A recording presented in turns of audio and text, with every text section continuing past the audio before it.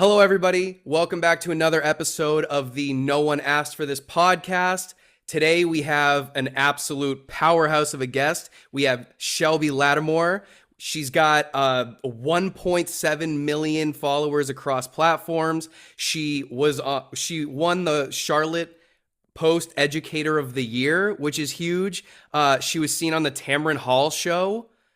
I feel like you're inviting me as a guest. Like, this should be a you thing. She won $10,000 in a giveaway from Tarte for her work in the classroom. She's loved by people around the world. She's a friend of mine, which is like more than I can say for a lot of people. Shelby Lattimore, who asked for this podcast? Absolutely no one. Not a single person, but we do it anyway. How are you? What's going on? When's the last time we saw each other? When we went to the White House, right? The White House was the last time. We are deep in school year at this point. Mm-hmm. I'm not gonna lie, the first 2-3 weeks I was pulling my hair out. I was very sure. Why? We're moving and grooving. It's just more so, I don't know if it's a third grade thing or what, but I've realized when kids go to third grade, they have to be more independent than usual. Mm-hmm. Maturity, sitting still, and coming off of summer anyway for anyone is hard, right? For any kid, it's hard. It was hard it's been hard for me every single year. I didn't work all summer, and that's Listen, I know myself. I'm a 10-year-old in a 27-year-old's body, so I'm the same way. Yeah, we talked about the whole ADHD thing, and my mind, when I got to school, I still want to be on the beach. Like, what is? I should be working on my tan. 100%. But when I tell you, it was like, I forgot how many times I have to repeat myself, and I forgot I can't just be like, okay, do this worksheet. I have to say no. Put the paper down, sharpen your pencil, put your name on it.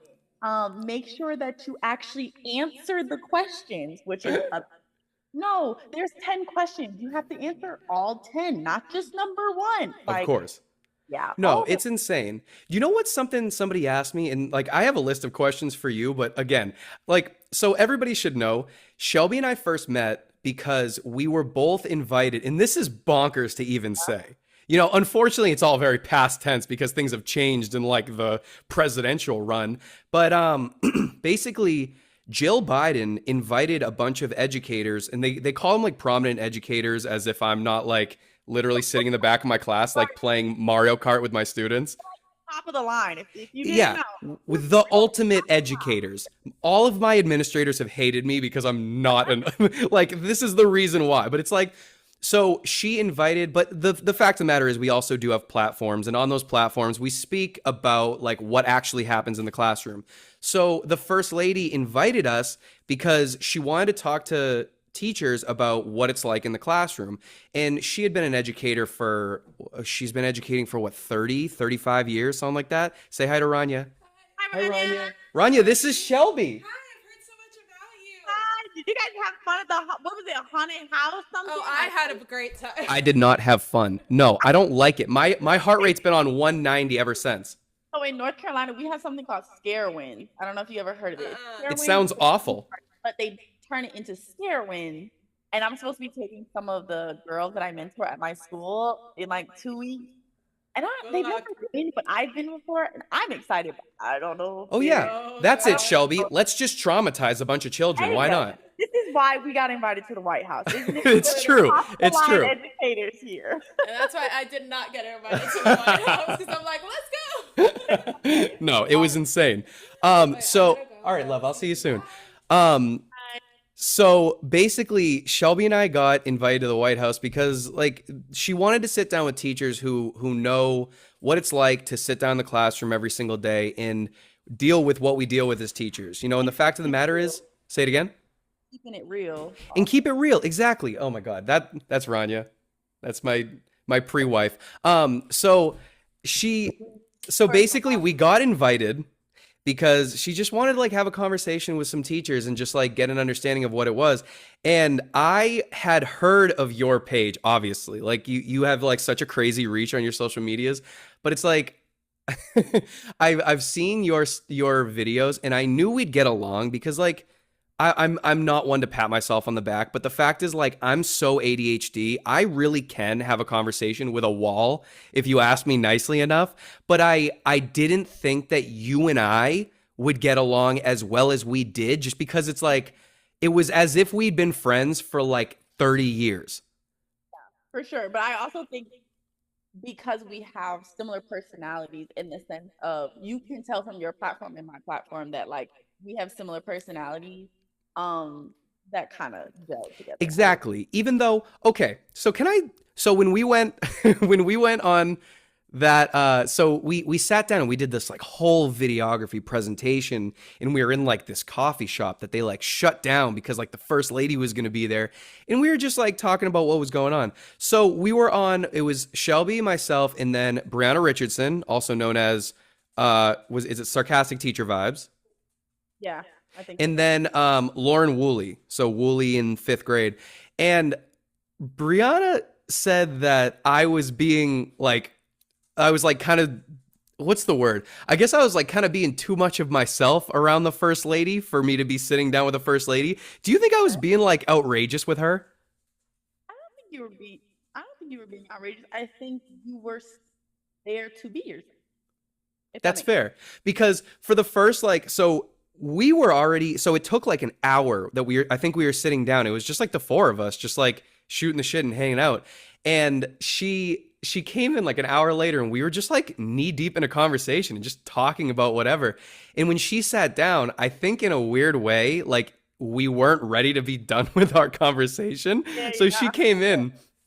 she came in like 3/4 of the way through this conversation, and she just like heard our rambling, and then she like asked me about it.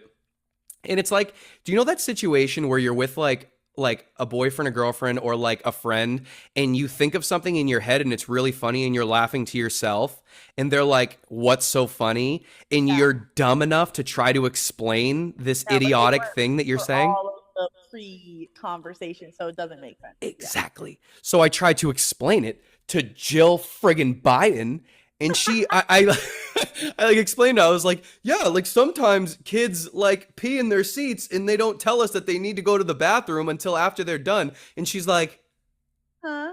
What are we talking oh. She's like, what? about? Think But about it like that, yeah. all that to say, I genuinely could not think of a better group of four people to like not only have this conversation, because like I'm an idiot, but you guys had like a lot of very solid just like ways of looking at the classroom right now. And I one thing I will say, like obviously we're not getting political here, but one thing I will say that I liked about that conversation was that her focus of the conversation was like repairing education. You know, I not agree. necessarily fixing, but repairing what was done poorly in the past. And I think that that was really good for us because we're not big on like blaming the past educators. We're big on, you know, making the changes moving forward. What did you think of it? I agree because I think even our platforms, all four of us, I think, do a really good job at trying to shed light, which is needed. Mhm. Um, it's hard to be in education sometimes and constantly see the light, let alone be the light. I had this conversation with someone in my family the other day about how like how exhausted I am at the end of the day, or sometimes like people will comment things on my video where they're like, "Oh, you could tell it's the end of the day," or like I'm tired. I'm like, "Yeah, like that's me keeping it real."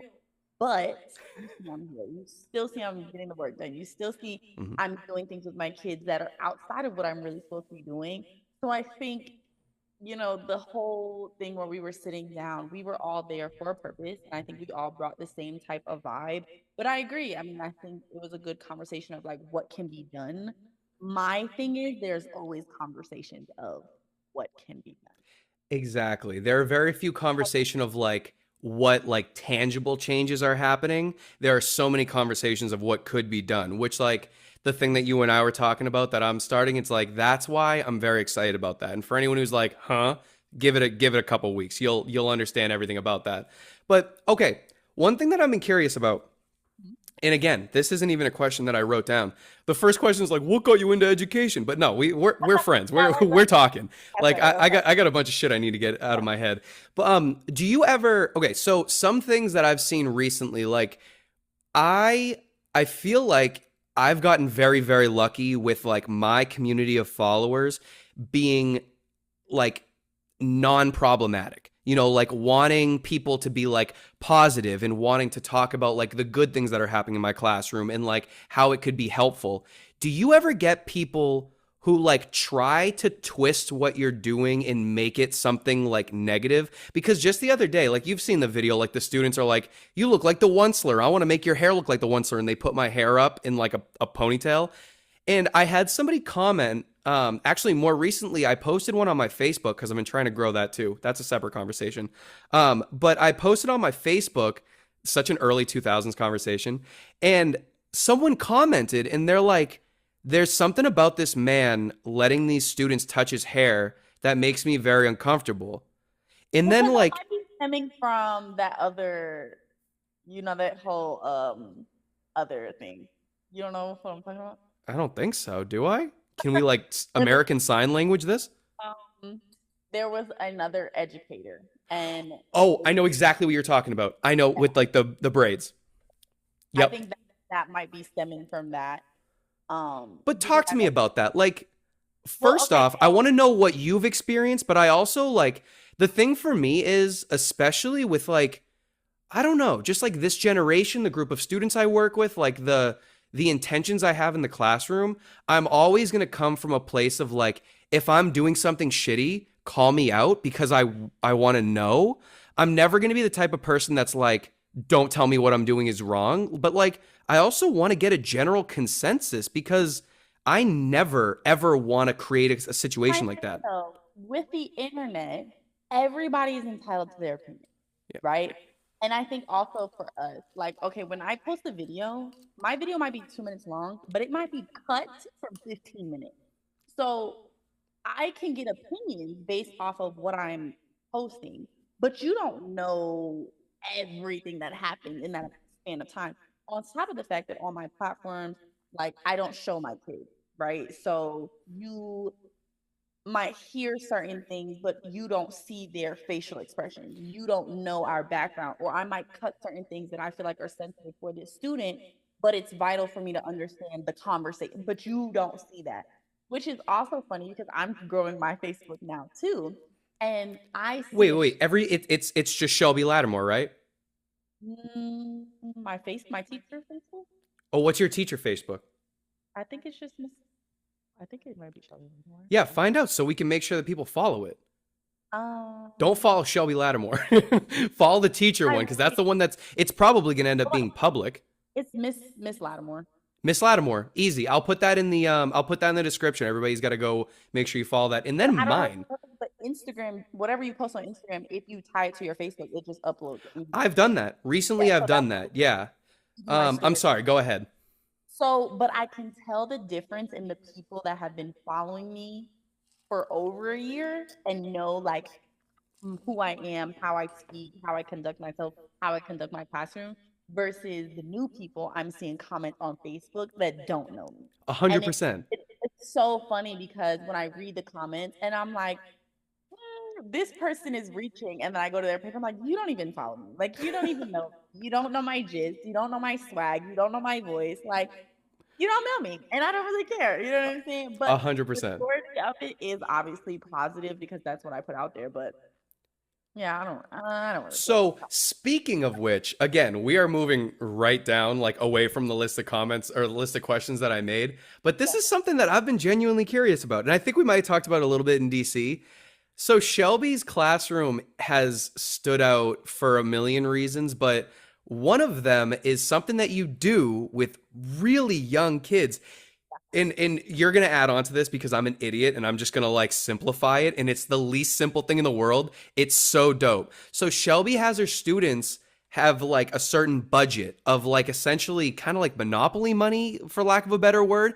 And every month, I believe, she has them pay rent and like Ooh. pay for I don't even know. Like I want to know more about it, but it like it literally is something that I think is the future of schools from like a behavioral standpoint, but also just from like a preparing for the real world standpoint. Talk to me about that because it's the sickest thing I've ever seen, and the way that I'm gonna steal it is like so funny. Talk to me. Crazy thing is we talked about like future endeavors, like Yeah. me and conversation, and this is my project. So this is my baby that I'm building. Yeah. Can we promote it? Can I promote it? 100%. So it's in the works. Obviously, like when it goes out, it has to be perfect. Yes. I'm not perfect. I feel the same way about my thing. Yeah, like 100%. I'm very picky, and I've been working on it since February. So it's like, yeah, for sure. Holy I'm shit, excited. look at you. Yeah, I'm excited. But because it's so dimensional and there's so many different levels to it, it's just, there's a lot that has to go into it. Of course. But regardless, yeah, so I do like my whole like class economy where my kids have class jobs and I pay them. They have to pay rent once a month. They can get fined for things. They deal with inflation and budget and they get to buy things and they have to save money it's this whole thing of like thinking of finances, but in a way that is bite sized for my third graders. Oh But my what I God. find is so beautiful of it, and that's why I'm trying to package this in such a beautiful way, is you can do this in kindergarten, first grade, second grade, third grade, high school. Teachers contact me all the time, but they're incorporating taxes or like income tax. Like there's different levels to it where I know my third graders may not be ready for that concept, but high schoolers may. And then Yeah. when they graduate, I don't know about you, but when I graduated, I had no idea about like paying bills and paying taxes and filing tax. Shelby, I I know. still don't know about it. What are you talking about? I'm 27. I'm turning 28 at the end of the month. I still don't know anything about taxes. Are you kidding me? Yeah, I'm learning too, honestly. So But all those things, it's like it's a beautiful concept that you can incorporate. 100%. But I guess the thing that I'm curious about is like, is that something that was inspired by another teacher? Or is that something that just one day you were like, I'm going to sit down and I'm going to develop how this is going to be done in my room? So yes and no. So in college, I had to do a project where I was in a class. It was like a classroom management. They have funky names, whatever. Sure. And we had to like talk about like behavior management, and we learned about different things like tokens or stickers or charts and like all the things, right? Yeah. And then I started teaching, and my first 2 years were just shitty. Like no other way to put it. Behave like management. I still had great relationships, but I had no way to keep my kids accountable for like what they were doing. Mm-hmm.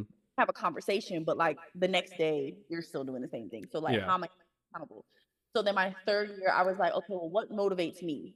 When I was a kid, if you told me I was getting paid for something or whatever, like I was motivated, I was here, I was on time. So I was like, okay, I have the money. I'm also a math teacher. Let's get it going. And then it was funny because I think we talk about like the ADHD. Like I don't like to do the same thing all the time. Mm-hmm. So like I might just wake up one morning and just choose violence that day and be like, hey, I didn't want to pay rent this morning. Now you are. Waking up and paying the waking up, choosing violent, and looking at a group of third graders and being like, you know what? You're about to get income tax. You're gonna love this. Or like if I had the same kid that was constantly being disrespectful or constantly turning in work late, and you're not like whatever consequence I'm giving you is not enough, but I know you like to buy rewards, I'm gonna find you. I'm gonna take some of your money because now you know what? Oh, I don't want you to take my money. Yeah, okay, that. So in that third year, like people kept asking me questions, but I didn't write it anywhere. Like this wasn't planned. Everything I did in my third year with my class economy, it was literally like off the fly. Oh my God. Raising rent, I was like, it's a new year. Let's up the rent. Like literally, yeah. So No, but that's awesome. trying to put it together because I never wrote it. Like I never planned it. And that's the thing that I think is so funny about like that it's true. Like you got to keep in mind that these kids, if you look at what education is, it's preparing you for a part of life where you're going to do something based on an incentive. You know what? You get a couple hundreds on a test so that you can get into a good college, so you can get a good job where you're incentivized by money. 9 times out of 10, money, like prominence, you know, just like whatever you consider to be success, like tangible value. But the thing is, like, you look at the students in school and it's like, all right, it's almost like working an internship for the first 12 years of your life so that you can eventually, hopefully, get a position at the company. When in reality, I think that that just sets a precedent of working like an intern, you know? And the thing is, I've done student teaching. Was Yeah. I a good student teacher? Were we paid?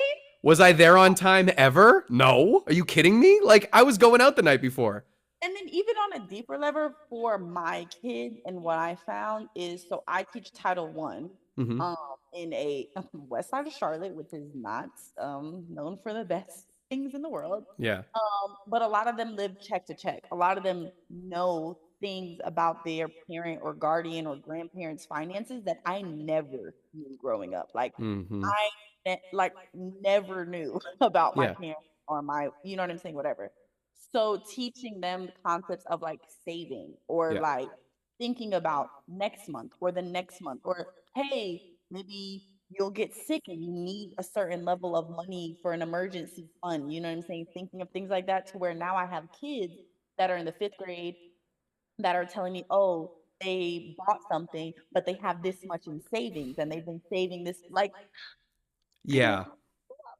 It's so dope. And I think that, like, there's a part of me that, like, first off, there's nothing that makes me happier than seeing, like, friends of mine, especially friends of mine in education, like, able to take what we're doing in education and make something bigger out of it. Because that's the thing about schools these days, is that there are teachers who have the best intentions, the biggest plans, all of these ideas that could literally shape or completely change the shape of education. But I think that in a lot of cases with educators, we get so wrapped up in the selflessness of the job that we almost like push those bigger dreams to the side. You know, like we push those bigger steps in our lives, in our careers, and our professional abilities to the side so that we can focus on this first step. When in reality, it's like after your first 30 years in the school, your first step is done. You know, it's like, now let's build. And I love that because, like, we're younger educators for sure. Like, I'm in my, I'm 5 years into teaching. You're 4? my 4th or my 5th?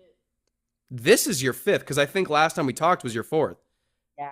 Exactly. So it's like just a couple of years in, but it kind of shows a lot about our generation of teachers, where we spend a couple years in the classroom, we identify the problems, we talk about them like right now, but then we create something that can substantially alter the way that education looks. But I'll say, like, as a caveat, that it's hard because a lot of teachers are burnt out. Mm-hmm. So, like, the question I always get is, like, where do you find the time to do this? It's not in my curriculum. So I find the time, me personally, in my morning meeting. So Yep. I have that SEL, that morning meeting area where I can incorporate that. But if it doesn't get done in that block, it doesn't get done. You know what I'm saying? So for a lot of teachers, it's like they're burnt out. And I couldn't Mhm. imagine like trying to think of something like this or incorporating something like this my first year or my second year. Like, you know what I'm saying? Like, Exactly. sometimes a little bit. And the thing is, if you're a teacher struggling with time management or behavior management, or just even knowing the curriculum or learning a new curriculum or a new grade, whatever it may be, those take precedent obviously over trying something new that's not even in the curriculum. So it's hard being a teacher because you have to teach the curriculum, but then you Mhm. also want class to be interesting and you want them to gain something outside of the 1 year that you're teaching them. So 100%. you No, know, I get that. And I think that what's funny is you were talking about how it's like trying to fit what we're doing right now into your first and second year teaching. Like all of the videos that you see, especially from this past school year, like all of the videos that you're seeing happen either during lunch or after school. And it was very rarely after school. Like, so in my specific situation, I know that the lunchroom in my school is a shit show. So basically, like, teachers are supposed to close their doors during lunch. And this is not me giving myself a pat on the back, but the fact of the matter is that it's a good thing and I'm not mad about it and I'm gonna flex it if I need to. But I told my students, I was like, I don't want to make you sit in this cafeteria built for 60, fit with 200 kids inside of it. You know, go get your lunch. I'll let you out a couple minutes early. Go get your lunch so you're the first in line. Come back up to here, actually eat. I've told my students they can't sit in here and not eat. You know, they can't sit in here and like mess around. They can't sit in here and do anything. And it turned into just like this little daily set of kids. I had like 40 kids in my class each lunch that would just like fill it up. And then it turned into like the students who you see the most, like my adopted child who now has like 800,000 followers on TikTok and pays her monthly tuition using TikTok money. Wild. Like, I'll tell you about her after because she's gonna make an appearance. So like, but during that time, we have like these kids who are just like, you know, repeaters, and they come back in all the time.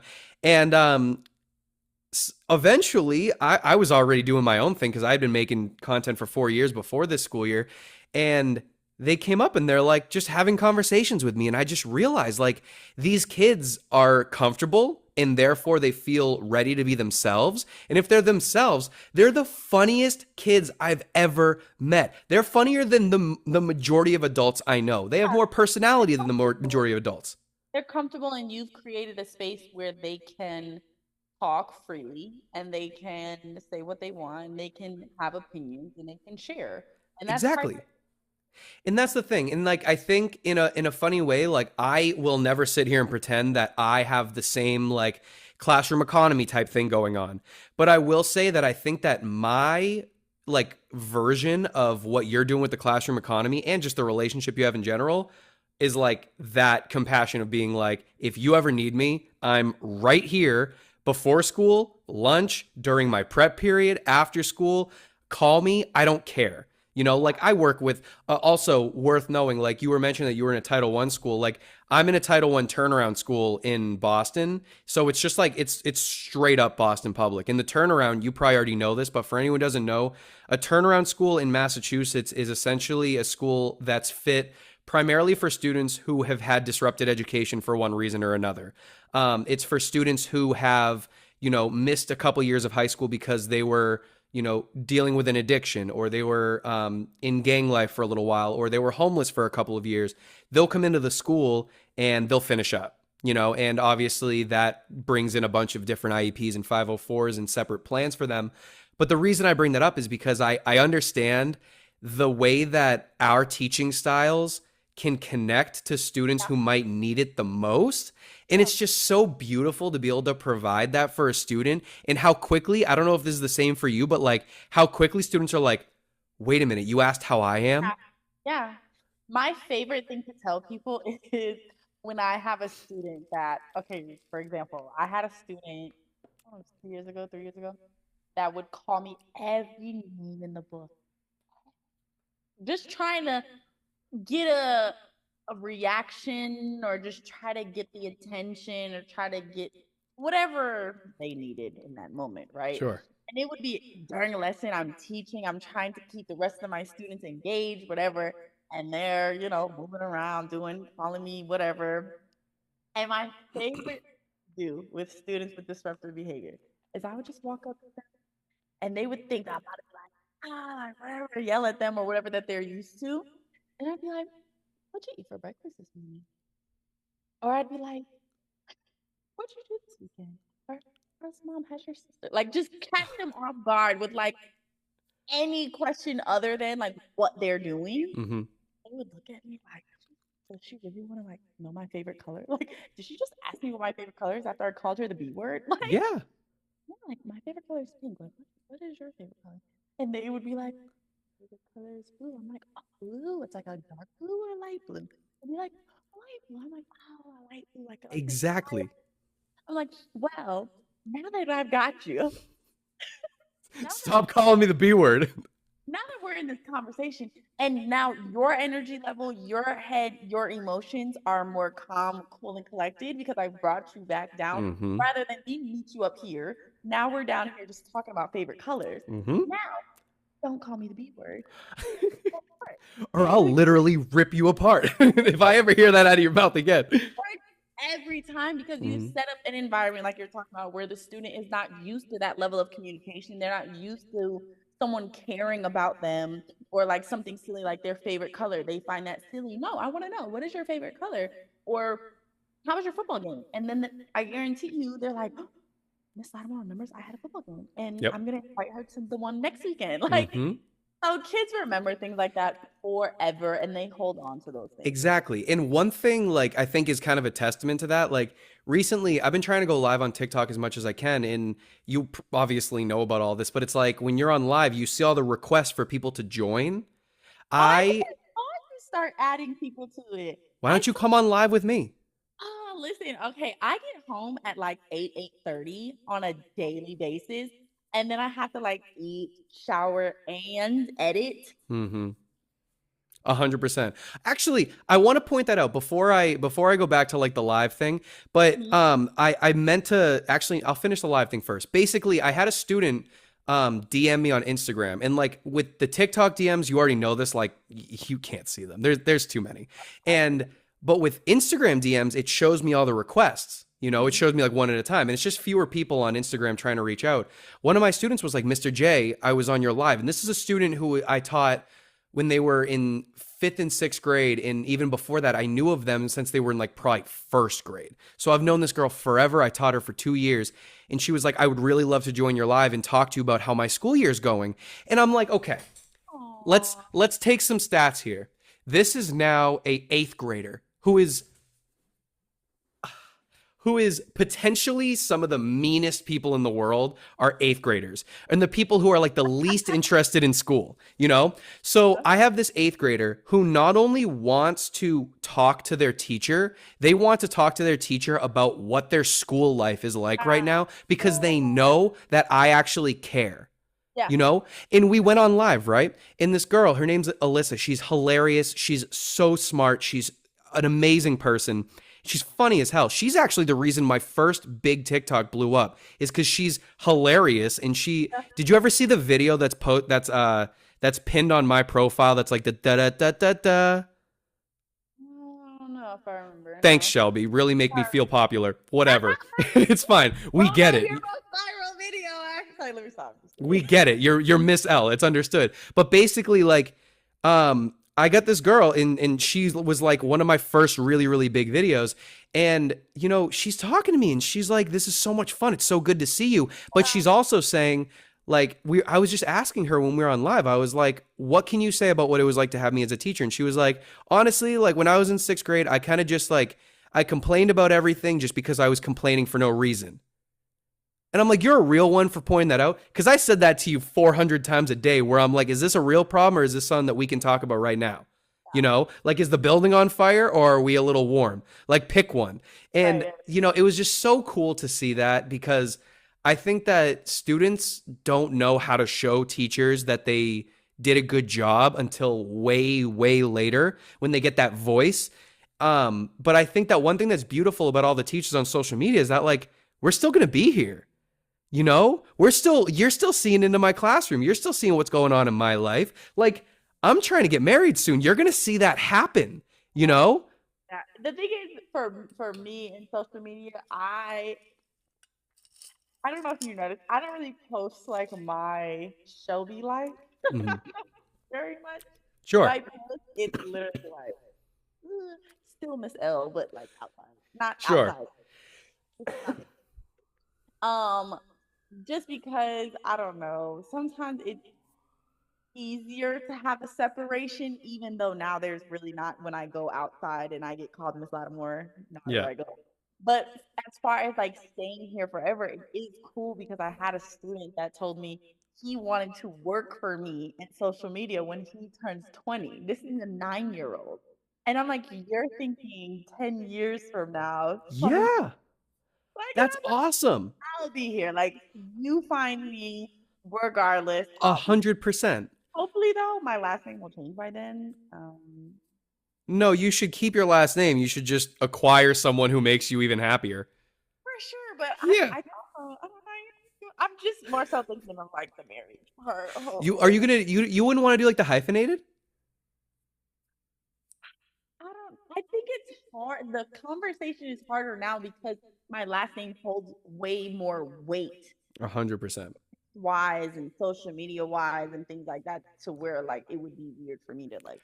Definitely. And I think the only reason why that's like right on my noggin is because like Ranya's Greek. You know, her last name's Aniftos.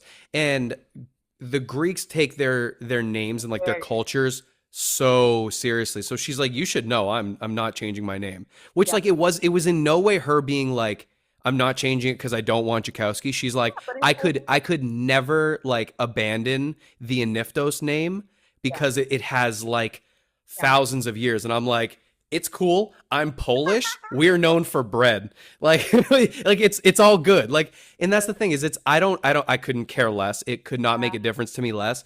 But it was the first time that I've ever heard somebody just like be so attached to that. And not to mention, like, she's a Billboard interviewer and reporter. Like her last name is like part of her, like obviously it's part of her identity, but it's part of her like known like greater identity at this point. So I would never want to sully that. Let me ask you, because I had so many questions written and I've talked about none of them because this is what we do. We talk for 53 minutes, just like oops. But I am curious because I'm not even sure if we ever talked about this. What initially got you into wanting to be a teacher? Because so many different teachers have so many different stories, but like where were you in your life when you were like teaching? Nowhere. Sorry, let me stop. I fought it to the end. I don't know if I Yeah. ever took. I fought being a teacher up until my first year teaching. And no, that's a lie. I fought teaching up until my third year teaching. Really? High school, I was really good at math and science. I got awards. I was so good at math and science. We were very different. Yeah. So I loved math so much. We were supposed to take 4 or 5 by the time you graduated. I took all of them by my sophomore year. Yeah, because I was like, let's just get one every semester. Like I love them. Yeah, I was taking science courses that I didn't even need. So I was like, yeah, I'll go into math science, but that ADHD was kicking my behind, and I knew I was not sitting behind a desk. I knew, like, I had my best friend at the time. She was so excited to get to graduate and have her own cubicle. I said, if I have a cubicle, I'm going to lose my mind. If I had to sit in a cubicle for the rest of my life, no, bring me behind the shed, put me out of my misery at that point. That's for some people, but for me, babes, no. Nope. Couldn't happen. So then I took, because I had finished like all my math courses, I had to have like filler classes. So I had a filler class where it was education based, and we went into like daycares or special education settings with kids in high school or pre-K and things like that. And I was like, ooh, this is interesting. Like I kind of this. And I was always like a summer camp counselor and things like that, and those things kind of came natural to me. But I was like, this is interesting. And then I had a high school teacher, Miss Kennedy. We were like really, really close, and she was like, you know, you could be really good at this. And I was like, oh, but I'm not gonna make any money. Like I didn't know any educators. I was like, I'm not gonna make any money. I need to have some money. Yeah. So she was like trusting me, like whatever. So I was like, okay. I went to school. For education, and I did elementary education and special education. And I wanted to do high school. I was set on high school.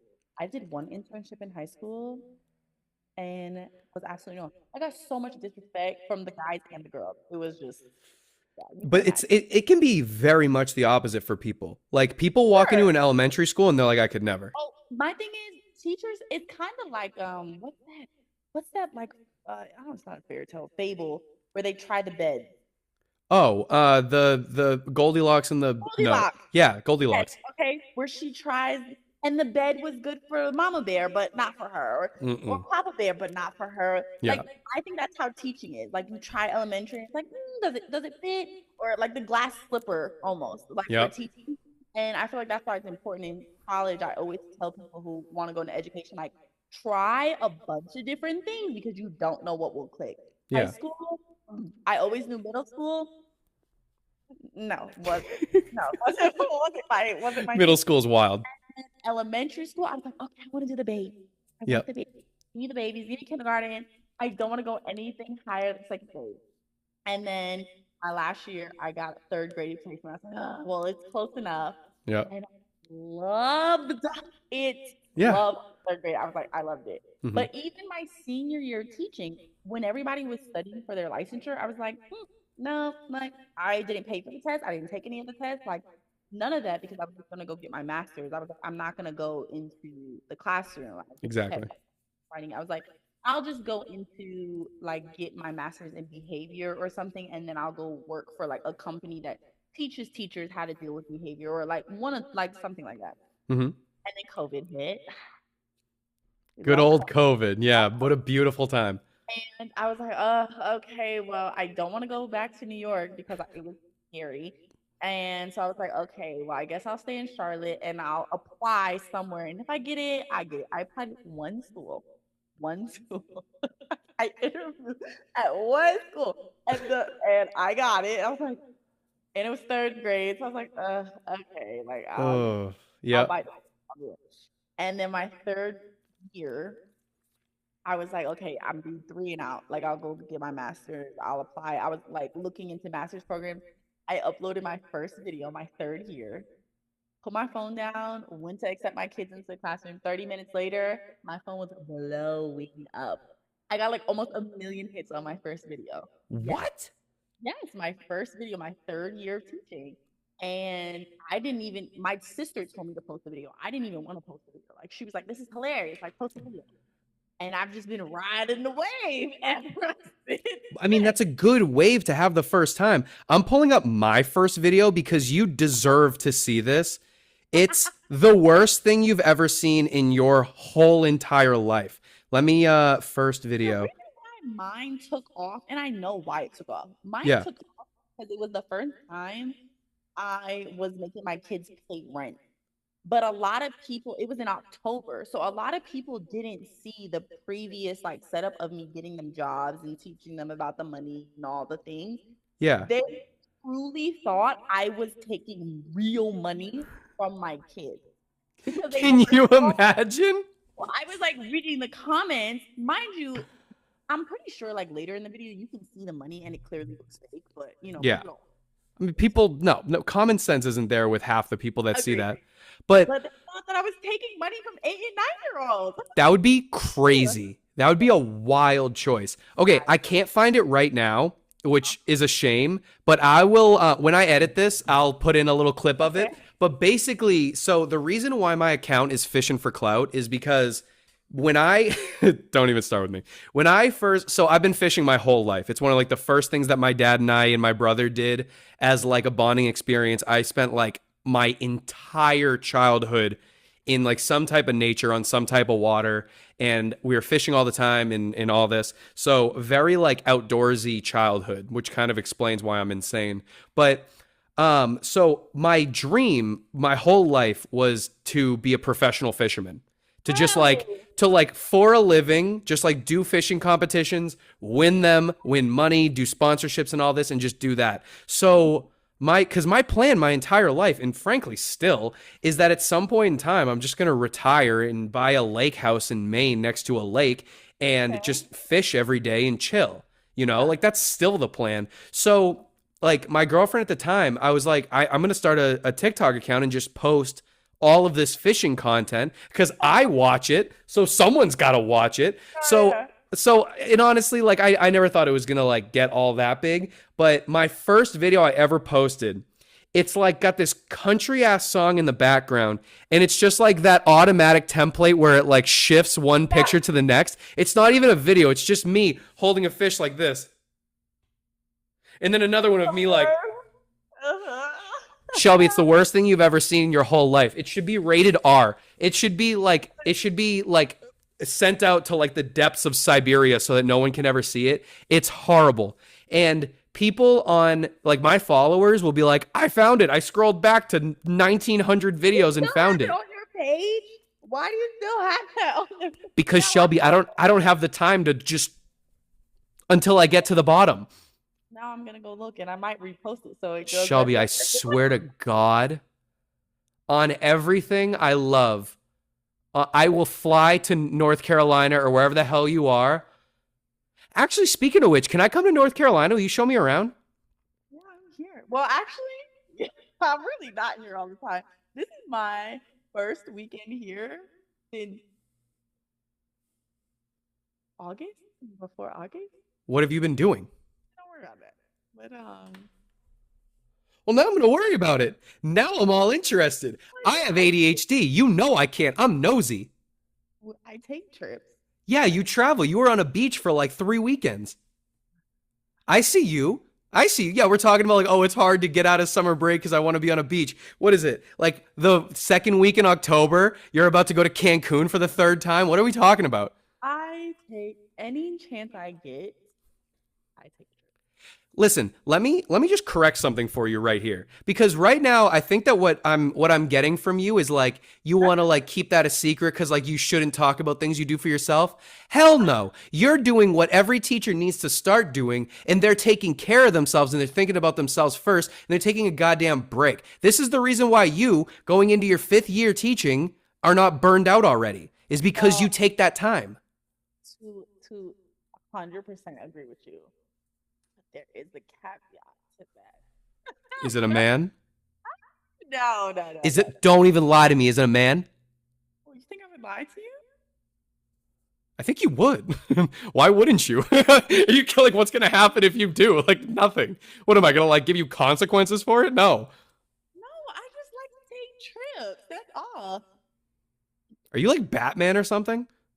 You know, I could be. But my favorite superhero is Doctor Strange. But Doctor Strange doesn't cover his face, so nothing against Batman. But I'm definitely a Doctor Strange girly. Yeah, but I've never seen you and Batman in the same room, so I don't know how to feel about that. Now I'm mad at you. We're beefing. So I have another question. One thing that I really want to like lean into for this podcast is trying to help people who are starting off content creation. And like I've been doing this for what, like almost 6 years now, which is just crazy. Yeah. Please, no, Shelby. The first 2 years were just pictures of fish. Don't hype me up. Okay. And they were not getting any views. So don't hype me up on that. But no, I want, because I've had a lot of people ask me, like, if you were to restart social media from the jump, knowing what you know now, what would you do differently? And how do you think that would change where you're at this far in? What do you think of that? It's hard because some people are really big on having like your niche, whatever, and some Niche. people are like totally against it. For Mhm. me, I'm 100% for it, Mhm. just because I like the fact that when I'm at school, I film my content, but then I can still like go out, be with my friends, my family. Like I can still have certain things that are separate, and that's why I talked about like I don't post everything, Sure. even though I have millions of people watching me. Like Yeah. you still, I feel like, only know a certain part of me, if that makes sense. I'm still Mhm. very private for certain things, or like being with my family, being with my friends, being able to go out. So I'm 100% into like, what is your content about, and have that content. Whereas some people feel like they should be the content, like no matter what they post, as long as it's like Shelby or if it's Tyler, like I Mhm. don't care what Tyler posts, I like Tyler, like you know what Yeah. I'm saying? And that's cool, like that works for some people. For me, I'm more of what are you gonna post? Because I go to certain pages and I'm like, oh, I know she posts hair. Or I Mhm. know she posts like I like, or fragrances. Like I like following people that I know what I'm going to get, Mhm. if that makes sense. But for me, it's hard because I can understand. I never understood before how someone could just be a content creator. Yep. Like I'm like, that's all they do. Yep. Now that I'm like in it, and it takes me so long to just make a 1 minute or 2 minute video, I'm like, and I have a full time job. It is a full time job to be Yeah. a content creator. It is a full time job, so you have to like take that into account. But I think the biggest piece of advice I would give people is to always have a backup plan, because Mhm. content creation and being a content creator, you don't have a set hours or set salary, or you go through highs and you go through lows. You go 100%. You go through good contracts and you go through no contracts. You go through Mm-hmm. brand deals and no, like you have things fall through. Mm-hmm. And I have seen time and time again where people become content creators and then the finance part becomes very scary. Yeah, it's true. It's true. And I think that like, so that's another side of content creation is that like, I think a lot of people, so I don't know. I think what I try to tell people immediately whenever someone asks, and we have these conversations whenever I'm on live with people where it's like, what would you recommend to someone who wants to get into content creation? And I think where my, where my, where my content stopped being like, oh shit, this one blew up. Like that's dope. And it became more of like, all right, I'm consistently getting 100,000 per, you know, and every now and again, one pops off and gets a couple million. Where it changed for me was when I stopped worrying about what people might like to see. And I started focusing a lot more on what I feel, for lack of a better word, like passionate about posting. Like those, like I posted a couple with just like me being silly with my students. I am passionate about the idea that teachers need to be silly with their students. You cannot be this asshole, just like authoritarian dude sitting at the front of the classroom all day long. They're going to break you down. They're going to find a way to make sure that you know that they're looking straight through you. But when you're yourself, Yeah. They don't. you know, They don't like exactly. No, kids have a bullshit detector that ranges 1,000 yards. And I think that's the thing for me is that like my content got better and more consistently viewed when I was just like posting stuff that makes me feel like I'm myself and shows people like the real me. Yeah. And the real me is like, I like being there for my students. I like making people laugh in general. I like making my students laugh. I like letting them know that they can walk into school and even if it's like the shittiest day they've ever experienced in their whole lives, they're going to have a minute where it's like, he's trying to make me laugh or he's making me laugh. And that's kind of dope. smile. They love to see like the light. They love to see that you make them smile. Like same with mine when I post like my content of me doing my kids' hair or teaching how to brush their teeth. Or you know, just genuine content. Like Yeah. you can see that. And I think sometimes I see stuff where I'm like, oh, that was forced. And Yeah, like, no, it's a shame. Like I've seen content where students have like basically gone out and like pointed out that like their teacher's trying to do teacher content, but they're like giving them a script. And I'm like, dude, it's too much. And I think that like the fact of the matter is I got incredibly lucky with first off the students that walked through my classroom. You know, I got so lucky with that because I wouldn't call that lucky. I would call that you being able to foster relationships because no matter what kid could walk into your classroom of any background, of any, social economic status, if you give them the space to be able to be themselves and key and laugh and make jokes, like I feel like you can foster a relationship with anyone. Let alone, yes, they're probably very special to you. But yeah, of course.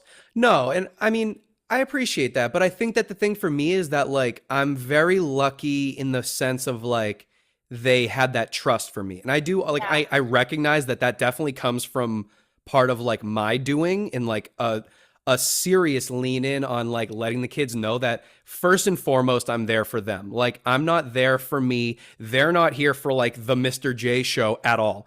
I'm here to do what I need to do to make it so that they can get better as people and as students. And the minute that they heard that, the guns come down. You know, and I think it's just like it helps break the wall down between like this is a teacher, teachers are authoritarian, they're mean, they're here to tell you what to do. When in reality, it's like, I'm going to tell you where to look. I'm never going to tell you what to see. Right. But I think that relationship that I was able to develop with them, it allowed them to be as funny as they really are. And when you tap into that, oh my God, I've taught kindergarten through 6th grade and 11th and 12th grade at this point. When you tap into letting a kid be themselves, they are the funniest people in the world. You know, and that's what's funny. Like comedy is so subjective in general, but I think that when you are yourself, people can tell you're just being yourself. And then they just like, even if the stuff you're saying isn't all that funny, like they just vibe with it. My followers vibe with what my students say because they're just being themselves. And this is inside of a classroom. Mhm. Can you imagine that? When I was myself inside of a classroom, I almost got put in like a specialized school. Yeah. You know, my No, and students would tell you me to never shut see up. that. Yeah, you never see certain interactions with adults and kids that are lighthearted, and you can tell that it's like it's a great relationship that you have. Yeah, and I think that that's like above everything. It's what the kids deserve. Okay, so here's what I'm thinking. Okay. We are at an hour and 12 minutes. That was quick. Went by real fast. But so here's what I'm thinking. Maybe at some point in the near future, I think you should come back on. And I 100%. think that when you come back on, we need to answer the rest of the questions that I wrote down. Thinking like I have 27 questions written down. I There's did no way you thought that we were gonna get through 27 questions. no, never. But I'm Okay. like the thing is I really love this idea. You're the first person I've had on this podcast. You know, like the first guest I'm having on, and like truthfully, I might put this one out before. Did I tell you who I'm having on the podcast? Hmm. Do you know Mr. D? Yes. We have the same management. Really? We have the same management. Yeah. Hell yeah. So he's coming on the podcast too, but he's going to be coming on like this Tuesday, I think, something like that. But like I don't know. People have talked to me so much and they've been like bring on the people that you can sit down and have a conversation with. Like I feel like you need to come back on at some point. Listen. Let me know. I'm here. I'm excited. I love it. No, like this is dope. And I think in the future as time goes on, like this Zoom setup, it's giving me PTSD from COVID, I'm not going to lie.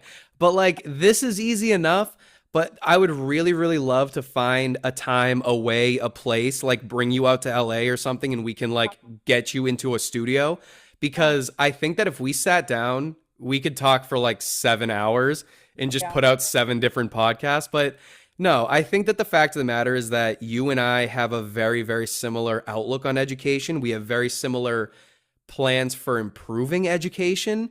And also, like, I want my followers to be able to see, like, updates on what happens because that thing that you're working on, that's going to be enormous. Excited. I'm excited. That's going to, like legitimate generational change for the classroom. You know, and that's massive. And people don't normally do that. And, you know, it's like the reason why I think you and I get along so well is because, like, I have the same ADHD, like, how can I help brain? And, you know, with the stuff that I'm working on that we talked about before, it's like, I'm excited for that as well. All that to say, I appreciate you for coming on. So I also want to let you know that you might remember how I told you I was going to start making merch.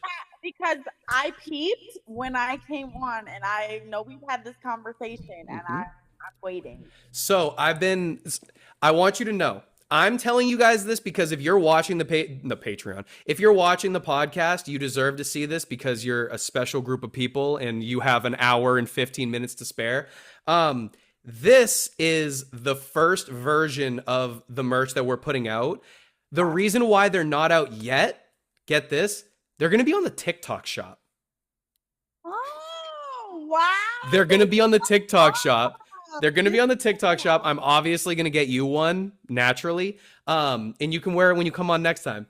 But the reason why I haven't been able to sell these yet is because we're only ordering like 500 pieces.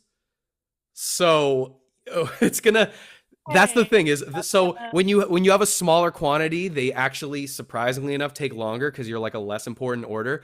But I want everyone who's been like, where's that hoodie from, to know this is mine. It actually has, look at this. Isn't this crazy? I know. I remember you. The Fishing for Clout logo. I love it. I think it's fantastic. But I want everyone who's watching to know, including you, to know that you're going to get one of these.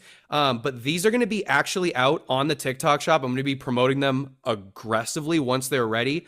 But if you're watching this and you want one and you want me to like hold aside your order, just either put yourself in the comments. But if you really want one and you want to make sure I see it, DM me on Instagram at Tyler Jakowski Official. Shelby, where can people find you? On Instagram, TikTok, Facebook, in the real world. Sorry. Yeah, everywhere. Miss L, Miss Lattimore, teaching with Miss L on Instagram. Shelby underscore that's me with two E's on TikTok. Same thing for YouTube and Miss Lattimore on Facebook. I love it. Listen, everybody who's watching right now, Shelby, thank you for coming on. I appreciate it so much. And for everyone who watched all 1 hour and 17 minutes of this, you could be anywhere, but you're here, and that's dope. And I appreciate you for it. Not a single person asked for this podcast, but you sat down and watched the entire thing. I appreciate you. There's a fairly good chance you're just the next podcast episode, so you might be number 6. Who knows? We're gonna figure out what works. If I can get this thing all like produced and whatever that I need to. Shelby, I appreciate you. I'll text you in a minute. We'll talk over this, but thank you again so much. Thanks for having me. Of course. And everyone who has subscribed to the YouTube or followed the Spotify, we'll see you in episode whatever one's coming out after this. I keep putting episode names on it and they're never accurate, but we'll see you in the next one. All right. Peace.